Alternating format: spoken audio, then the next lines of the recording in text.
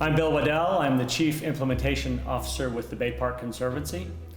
We've received several questions from a few in our community about things related to our Phase 1 site plan. Specifically, the status of our Phase 1 site plan application, the reason we and the city are recommending some minor zoning text amendments, and any impacts that this process will have on environmental review and the implementation related to the environment.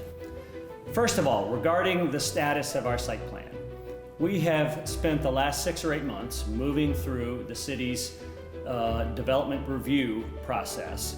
We went to 3 DRC meetings and have received what the city calls partial sign-off. That means we have successfully addressed all of the technical issues that all the departments have, and we are ready to move ahead with the public hearing process at the planning board and the city commission. We expect that to happen later this fall or early next year. Secondly, as a part of this process, we've identified several zoning text amendments, minor in nature, that we believe will make the zoning code better and will also provide more clarity as we move through our process. Let me talk a little bit about what zoning text amendments are and why we think they're relevant. First of all, a city's zoning code should be a living document. In the case of the city's of Sarasota's zoning code, it's decades old, and it also needs an update. Some of you may have heard of the form-based code process that the city undertook about 5 years ago. That was the city's recognition that the code could use a few updates. For a number of reasons, that was unsuccessful, possibly because of the breadth of that initiative. But regardless, what we've got is a zoning code that is yet 5 years older and needs some updates to keep up with current times. To be clear, this is a common part of what cities do to keep their zoning codes current and address growth in cities, or to address technologies that might change, like Uber and Lyft, that was invented 5 years ago, and most zoning codes didn't address them, so the city had to address that. To be clear also, city staff and administration agree that we ought to go through this zoning text amendment process. Let me give you an example of these dozen or so minor text amendments and why we think we should do them. That example is for our Sunset Boardwalk, our pedestrian boardwalk over the water. It's probably the most exciting part, at least based on our surveys, of the community.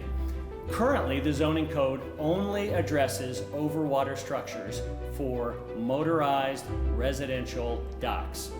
It's mute on any other structures over the water, which is a bit odd for a waterfront community. But what that means is any other types of structures that aren't a residential motorboat dock, like the Saprito Fishing Pier, the new small platforms for fishing on City Island, or the viewing platforms at the Van Wezel, or the mangrove walk that's at Selby.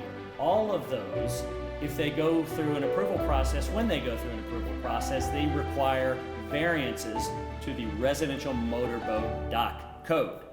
We don't think that makes any sense, and the city agrees, and so we're suggesting adding a bit of language that includes city-owned municipal boardwalks and piers. So it only applies to a boardwalk or pier that the city owns. That would make the code better and update it for all of the structures throughout the city, at least that are publicly owned. And so that's why we're suggesting it. Again, to be clear, we don't need any of these zoning text amendments to successfully move through the Phase 1 site plan. We'll just need waivers and variances, which is often what the city does. But we think this is the right thing to do, and city staff agrees to keep the code more current and update it, at least as it relates to things that we're moving through the site plan process on. Lastly, there is some question about the impacts to the environment that either our site plan or the zoning text amendments might have. First of all, we are as committed as we have ever been to improving the environment, both on the land and our section of the bay, and minimize any impacts we might have, but even more importantly, leave it better than how we found it. And in fact, we have a very committed group of environmental advisors in our environmental working group that include folks like Moat Marine, the Sarasota Bay Estuary Program, Solutions to Avoid Red Tide, the Science and Environment Council, and others. They are recommending on what we should do as a part of our site plan and as part of our overall project to improve the environment. And in fact, it's that group that worked with our team to recommend updates to the design of the boardwalk that was in our original master plan to minimize any impact to the environment and to allow us to deploy a lot of these environmental features to again make our stretch of the bay even healthier and even better.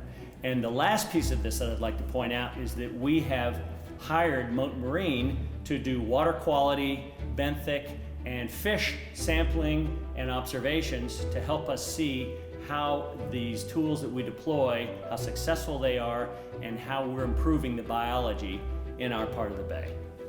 Lastly, I want to reaffirm that we are committed to transparency in our process, and that includes our Phase 1 site plan, and we are committed to following our guiding principles that were approved by the City Commission several years ago. And so if anyone has any questions about anything related to the process we're going through or anything else on the Bay Park, please feel free to go to askthebay.org or to send us an email and we'll be happy to respond. Thank you.